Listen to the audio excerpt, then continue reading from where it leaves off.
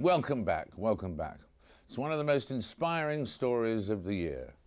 A young Kenyan living in a crime-ridden Nairobi slum finds a discarded prospectus for the UK's Manchester University. That's the beginning of the story. Yesterday, Sammy Gitau received his master's degree from Manchester University. Between those two events, what a journey. And he's here with us now. Sammy, welcome. Thank you very much. How old were you when you found the university prospectus? I was about 24, 25 there. 24 or 25? Yes. And your life up till then had been very tough, right? I mean, it was a slum, a violent slum you were in. Yes, it was quite difficult. A lot was, you just learn how to stay alive and how to make sure you don't end up in a prison. So it's not easy.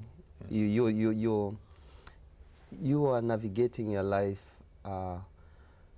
being careful your friends don't stab you to death, and being careful you are not shot by some policeman who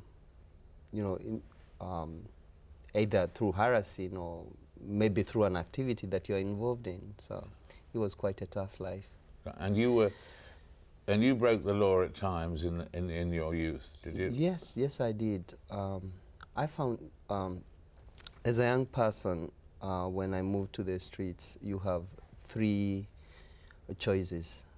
One is, or the obvious one is, you live through scavenging through garbage and looking for scrap metal, looking for plastic, selling.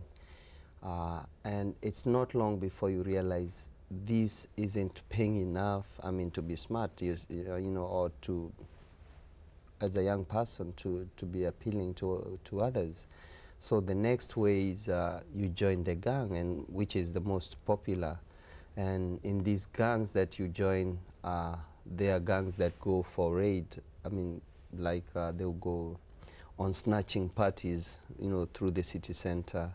And you have to prove yourself. You have like some older guys who by now, I'm not afraid to say, are very scared people who cannot really survive without intimidating the young people whom they form into a gang. And I remember, like, we would be walking in the city and somebody, they see, like, let's say there's somebody with a golden chain or something valuable that needs to be snatched, and they would start, psyching you up. It's like, you're the man now. You've always told us you can do it. It's your time to prove, and you get into it. But once you snatch it, everybody turns and behaves like they are not with you, and now it's the mob justice, and you don't want to be in front of an angry mob justice. They can kill you easily. So yeah. So how did you your life change? Because you'd had to deal with drugs and so on, but then your life changed, and you went into almost sort of social work, didn't you? yes, it all changed when I was in the bed, dying from drug abuse. I had somehow overdosed and ended up in a hospital bed. And as much as, when I started realizing where I was, I thought it was something that had happened overnight.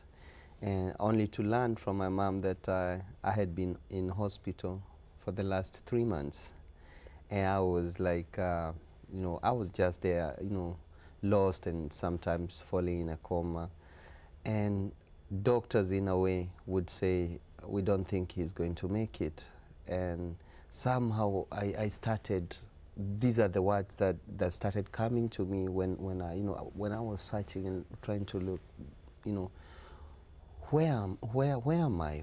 What's happening? And people are like, I think he's going to die. Through all that confusion, it's very easy to find God.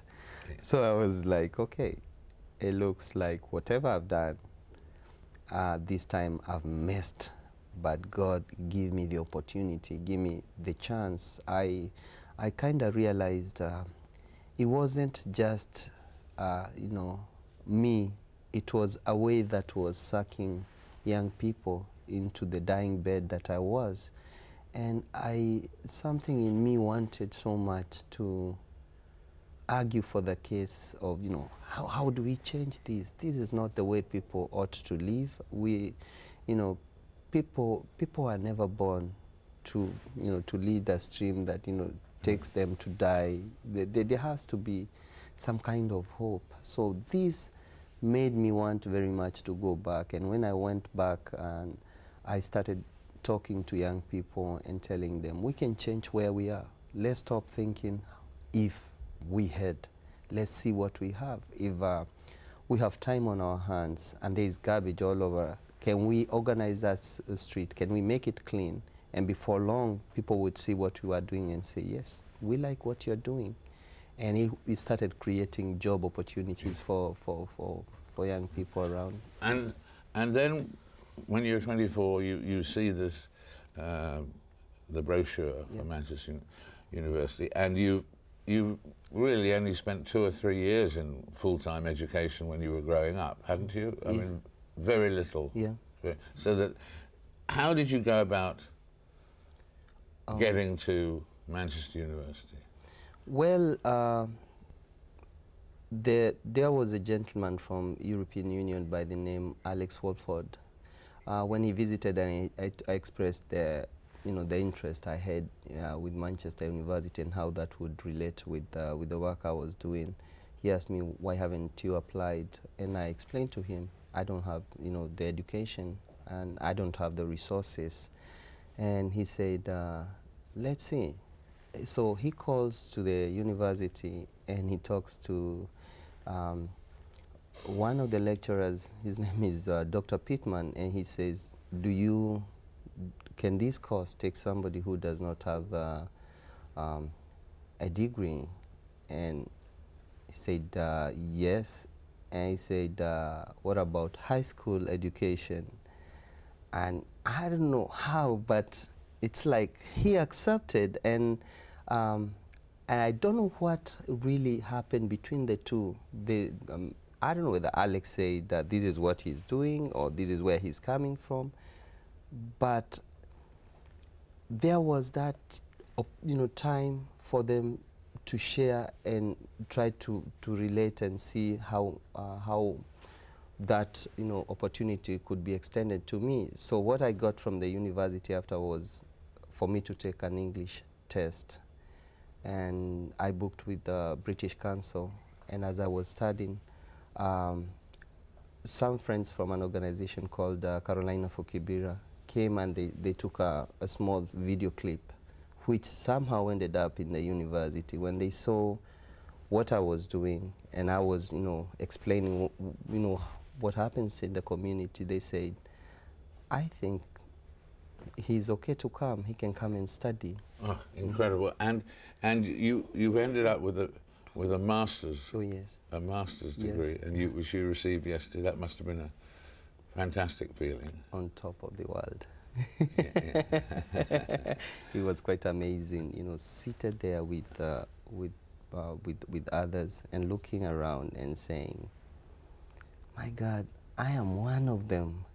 And some of them were looking back and saying, you are a great hope to me. And honestly, I have to ask myself, what have I done? Yeah. What are you going to do too? I mean, how are you going to use the impetus of this master's degree to carry on your work, social work you were doing before? Yes, I'm going to strengthen the community resource centers that we've already started in 4 slums in Kenya. And one of the tools that I think I will apply, which I've learned can be quite effective, is community radio. So I know I have very little knowledge towards that direction, but it's my hope and my appeal if people can come and work, because what I have is just a part of the parcel. If we can get volunteers or people, who can come and help us set the radio, my job will to make sure the community comes and starts discussing the development agendas that are facing them. Well, thank you so much. We look forward, there'll be more chapters in Sammy's story, I know, in the future, and we look forward to seeing you again, but congratulations. Thank you very much, David. Thanks a lot. Well, that's about it for this edition. Next week, at this very time, a special Al Jazeera film. It's called Land Divided, and it looks at the imminent elections in Kenya. So make a date with that, and I'll be back in a fortnight with the star-studded review of 2007. Until then, goodbye for now.